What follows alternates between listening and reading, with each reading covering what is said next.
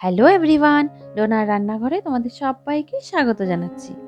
আমরা রেস্টুরেন্টে গেলেই খুবই প্রচলিত একটা খাবার যেটা আমরা সবসময় অর্ডার করে থাকি, সেটা হচ্ছে জিরা রাইস। এটা আমরা মাংস দিয়েও খাই, কখনো কখনো পনির দিয়েও খাই। আজকে আমি এই জিরা রাইসেরই রেস্টুরেন্ট স্টাইল রেসিপিটা তোমাদের সঙ্গে শেয়ার করব, যেটা বানানো একদমই সহজ আর টেস্ট কিন্তু একদমই রেস্টুরেন্টের মতো আসবে।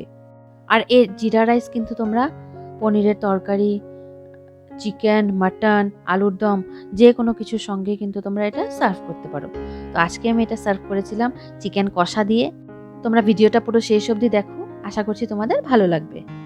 তো চলো শুরু করি জিরা রাইস বানানো। এর জন্য আমি এখানে নিয়ে নিয়েছি 1 কাপ বাসমতি রাইস। তোমরা বাসমতি রাইসের জায়গায় যে কোনো রকমের চাল ব্যবহার করতে পারো।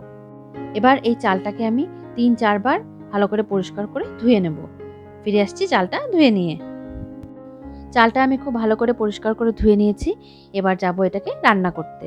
তার জন্য একটা সসপ্যানে একটু বেশি পরিমাণেই জল আমি গরম হতে দিয়েছি। আর তোমাদের কাছে যদি আগের দিনের বাসি ভাত থাকে, তোমরা সেটা দিয়েও কিন্তু এই জিরা রাইসটা রান্না করতে পারো, সেটাও খুবই ভালো হয়। তো এবারে জলটাকে আমি ফুটতে দেব।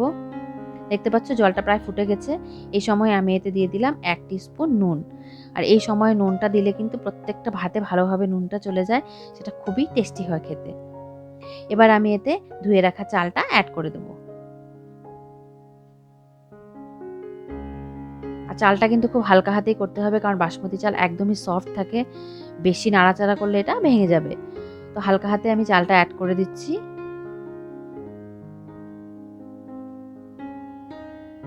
পুরোটা দিয়ে দিলাম চাল আমি। এবার আমি খুবই হালকা হাতে এটাকে একবার আমি নাড়িয়ে দেব। খুব বেশি নাড়াচাড়া করা যাবে না। একবার প্রথমে আমি খুব হালকা হাতে একবার নাড়িয়ে দিয়ে, আর ফ্লেমটা কিন্তু আমার হাই থাকবে। এবার আমি 7 থেকে 8 মিনিট এটাকে ফুটতে দেব। আর মাঝে 1-2 বার এটাকে হালকা হাতে নাড়িয়ে দেব। খুব বেশি নাড়াচাড়া করা যাবে না, তাহলে চালগুলো কিন্তু ভেঙে যাবে। আর এটাকে আমরা একদম গলিয়ে ফেলবো না, ভাতটাকে একটু শক্ত মতো ভাতটা আমাদের নামাতে হবে। এ দেখো মাঝখানে একবার আমি এটাকে হালকা হাতে নেড়ে দিচ্ছি। আর 8 মিনিটের মধ্যেই কিন্তু বাসমতি চাল খুব ভালোভাবে রান্না হয়ে যায়। এ দেখো আমার ভাতটা কিন্তু কমপ্লিট হয়ে গেছে। এটাকে আমাদের খুবই হালকা হাতে নাড়তে হবে। আর ততটুকুই আমাদের এটা রান্না করতে হবে, ভেতরের শীষটা যেন না থাকে আর একদম গলে না যায়। চালের ভেতরের শীষটা রান্না হয়ে গেলেই কিন্তু ভাতটাকে আমাদের নামিয়ে ফেলতে হবে। এবার একটা ছাঁকনিতে আমি ঢেলে জলটা ঝরিয়ে নিচ্ছি। এ দেখতে পাচ্ছ এরকম একটা ছাঁকনিতে আমি ভাতটা ছেঁকে নেব। এ দেখো জলটা আমি ঝরিয়ে নিয়েছি। এবার এটাকে কিন্তু আমাদের পুরোপুরি ঠান্ডা করে তবেই জিরা রাইসটা বানাতে হবে। গরম গরম বানাতে গেলে কিন্তু এটা একদম ঘেটে একসঙ্গে দলা হয়ে যাবে। তো এর জন্য এটাকে আমি পুরোপুরি ঠান্ডা হতে দেব। আধা ঘন্টা মতো সময় লাগবে। আর তোমাদের যদি তাড়াহুড়ো থাকে, তোমরা ফ্যানের নিচেও এটা দিতে পারো, খুব তাড়াতাড়ি তাহলে ঠান্ডা হয়ে যাবে। এই দেখো আমার ভাতটা একদম ঠান্ডা হয়ে গেছে, আর খুবই ঝুরঝুরে ভাত হয়েছে, দেখতেই পাচ্ছ। ঝুরঝুরে না হলে কিন্তু জিরা রাইস একদমই ভালো হবে না খেতে। এবার এটাকে আমরা রান্না করব। একটা কড়াই আমি গরম করে নিয়েছি। এবার এতে আমি অ্যাড করে দেবো 2 টেবিল স্পুন ঘি। আর এই ঘিটা কিন্তু আমার বাড়িতে তৈরি করা ঘি। এই রেসিপিও আমার চ্যানেলে দেওয়া আছে, লিঙ্কটা আমি ডেসক্রিপশন বক্সে আর ওপরে আই বাটনে দিয়ে দেবো। আর ঘিয়ের জায়গায় কিন্তু তোমরা সাদা তেলও ব্যবহার করতে পারো, কিন্তু জিরা রাইসে ঘির ফ্লেভারটাই বেশি ভালো লাগে। এবারে ঘিটাকে আমি সামান্য একটু গরম করে নেব। ঘিটা গরম হয়ে গেলে এতে আমি দিয়ে দেবো 2টো তেজপাতা, 2 টুকরো দারচিনি আর একটা বড় এলাচ। আর এর জায়গায় কিন্তু তোমরা ছোট এলাচও ব্যবহার করতে পারো।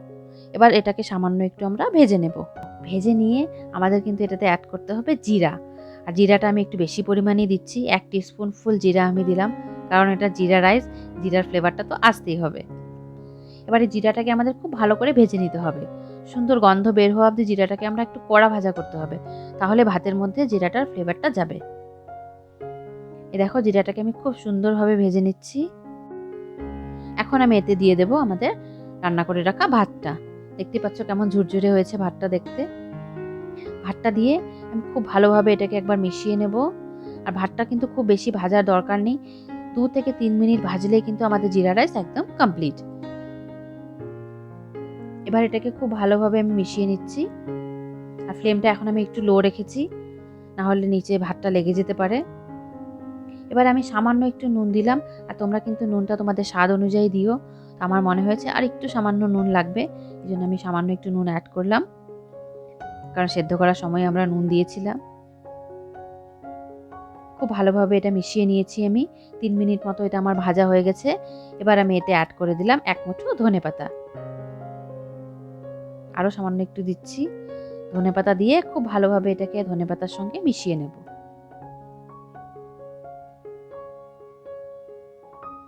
তোমরা চাইলে সামান্য একটু মিষ্টিও অ্যাড করতে পারো এতে। আমি আর মিষ্টি দিলাম না, আমার এটাই এমনি ভালো লাগে খেতে। এই আমাদের তৈরি হয়ে গেল জিরা রাইস। এবার এটাকে আমি সার্ভ করে নিচ্ছি।